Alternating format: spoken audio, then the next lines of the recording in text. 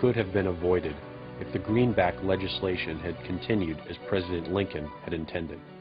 Instead, there were a series of money panics, what we call recessions, which put pressure on Congress to enact legislation to place the banking system under centralized control. In 1866, there was $1.8 billion in currency in circulation in the United States, about $50.46 per capita. In 1867 alone, $500 million was removed from the U.S. money supply. 10 years later, in 1876, America's money supply was reduced to only $600 million. In other words, 2/3 of America's money had been called in by the bankers. Incredibly, only $14.60 per capita remained in circulation. What's so important about how money was withdrawn from the U.S. money supply? Because this is the real cause of depressions, deliberate manipulations of the money supply by big bankers to get what they want politically. The very thing King Henry was trying to put a stop to when he created tally sticks in 1100 AD. 10 years later, the money supply had been further reduced to only $400 million, even though the population had boomed. The result was that only $6.67 per capita remained in circulation, an 84% decline in just 20 years. The people suffered terribly in a protracted, severe depression. Now let's put these percentage figures into perspective.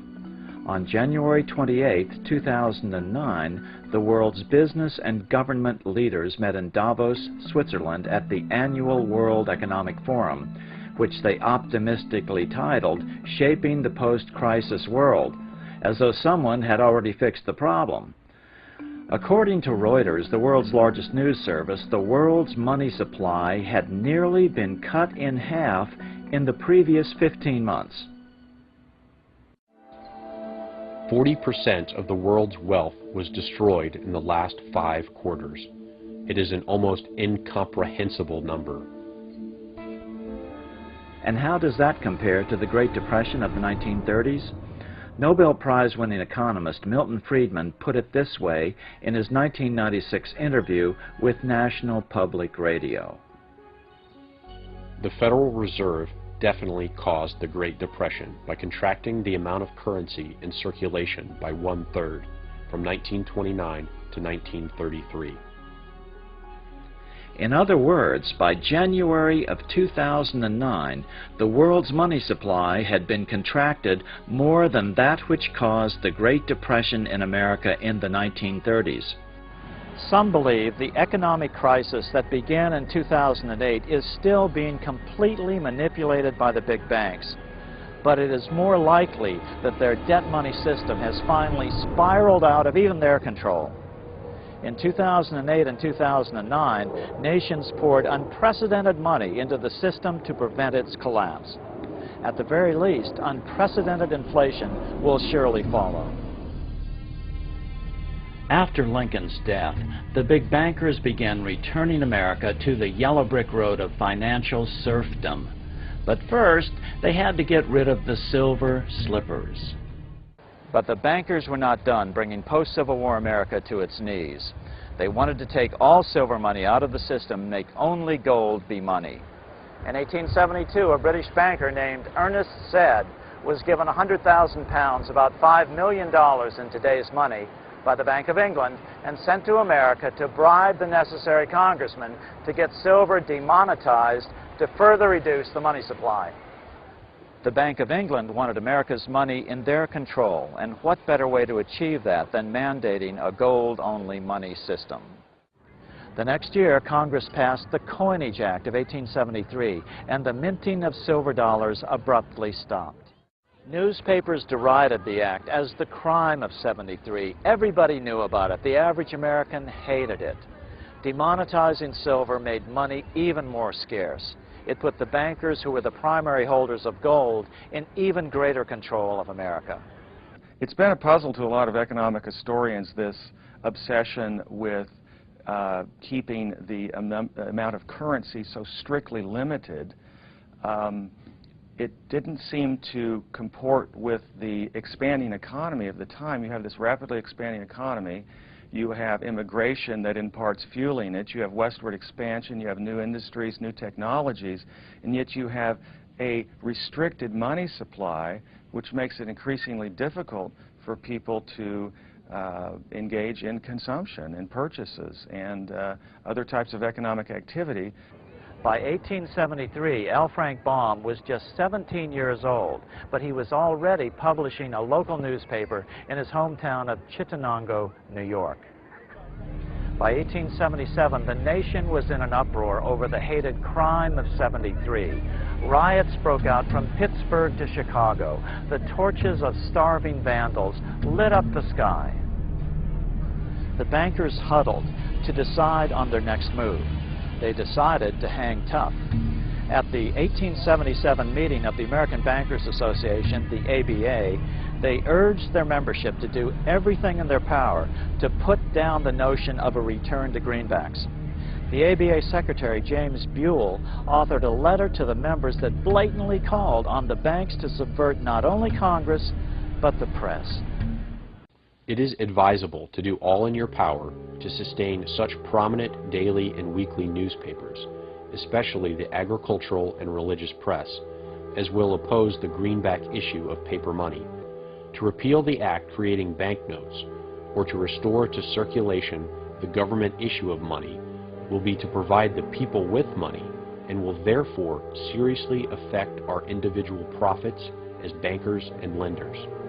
See your congressman at once and engage him to support our interest that we may control legislation. Political parties advocating a return to greenback money sprang up and ran candidates for Congress and president. In the 1878 elections, 21 independents were swept into Congress, mostly greenbackers. 2 years later, in 1880, the American people elected General James Garfield president. Garfield understood how the economy was being manipulated. As a congressman, he had been chairman of the Appropriations Committee and was a member of the Banking and Currency Committee. Garfield understood the ability of the very wealthy to manipulate gold money. He investigated the cause of the Black Friday gold market scandal of 1869, when financier Jay Gould and others cornered the gold market, causing wild fluctuations in the price. This is a photograph of the actual quote board from the New York gold trading room, which Garfield introduced as evidence during a congressional investigation the following year. This is Garfield's handwriting. After his inauguration, he slammed the money changers publicly in 1881. Whoever controls the volume of money in any country is absolute master of all industry and commerce. And when you realize that the entire system is very easily controlled, one way or another, by a few powerful men at the top, you will not have to be told how periods of inflation and depression originate. Garfield understood, perhaps only coincidentally, however, within a few weeks of making this statement on July 2nd, 1881, President Garfield was assassinated. After Garfield's assassination, the Depression deepened, leaving the unemployed to face poverty and starvation. Produce was left to rot in the fields. The country was facing poverty amidst plenty because there was insufficient money in circulation to keep the wheels of trade turning. The country sorely needed the sort of liquidity urged by Lincoln and the greenbackers, but the bankers insisted that allowing the government to print its own money would be dangerously inflationary. That was their argument, but critics called it humbuggery. The big bankers finally had complete control of the money supply again by killing off the last competitor to their yellow brick road. Now they had to hold on against the rising anger of the average American.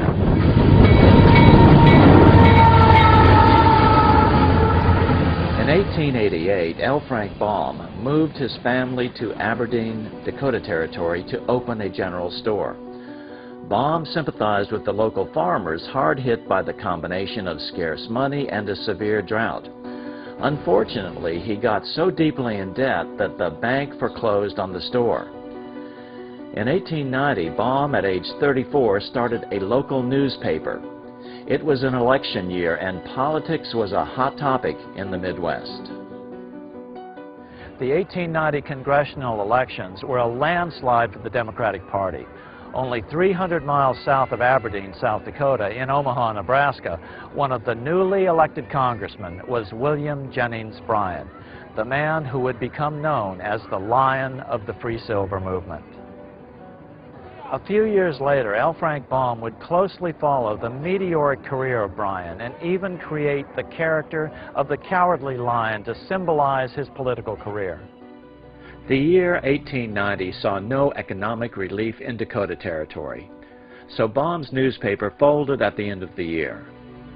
In 1891, Baum moved his family to Chicago, where he took a job at the Chicago Evening Post.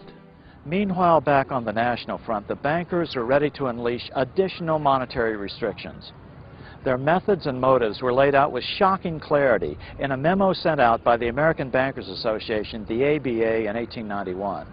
Notice that this memo called for bankers to create a depression on a certain date 3 years in the future. Here's how it read in part. Note the telling reference to England, home of the mother bank. On September 1st, 1894, we will not renew our loans under any consideration. On September 1st, we will demand our money. We will foreclose and become mortgagees in possession. We can take 2/3 of the farms west of the Mississippi and thousands of them east of the Mississippi as well at our own price. Then the farmers will become tenants as in England. The next year, a leaflet known as the Panic Circular was issued by the American Bankers Association and was subsequently published in many newspapers. It urged all national banks throughout the United States to help deepen the money panic. Silver certificates, and treasury bonds, that is to say all the government's money, must be retired, and interest-bearing national banknotes made the only money. You will at once retire 1/3 of your circulation, your paper money, and call in 1/2 of your loans. Be careful to make a monetary emergency among your patrons, especially among influential businessmen. The future of our debt-based money system depends upon immediate action, as there is an increasing sentiment in favor of government legal tender notes and silver coinage. The Depression actually began in 1893 with what historians now call the Panic of 1893. It all started when European investors demanded payment only in gold, draining gold reserves in the U.S. Again, America was being forced by the Europeans onto a gold-only money system. The results were as inevitable as before. A deep depression quickly set in as the major holders of gold in Europe choked the life out of the American economy. In total, over 15,000 companies and 500 banks failed, most of them in the West. Unemployment skyrocketed 600%, up to over 18% nationwide by 1894. With the winter of 1894 coming on, untold thousands of farms were foreclosed on. As a result, many families had to walk away from recently built homes. It's said that the image of the vacant Victorian haunted house originated from this era. These depressions could be controlled fairly easily with America on the gold standard, and the banks own most of the gold. Since gold is scarce, it is one of the easiest commodities to manipulate. People wanted silver money legalized again so they could escape the stranglehold the money changers had on gold-backed money. People wanted silver money reinstated, reversing Mr. Said's Act of 1873, by then called the Crime of '73. Bankers and financial institutions tended to oppose silver as part of the backing of the currency. They didn't have control over the mining and production of silver in the West, and without that control, they couldn't have the overall control they liked over the currency. Most monetary reform advocates today argue that the solution to our current economic woes is a return to a gold standard. This would require that our money be backed by a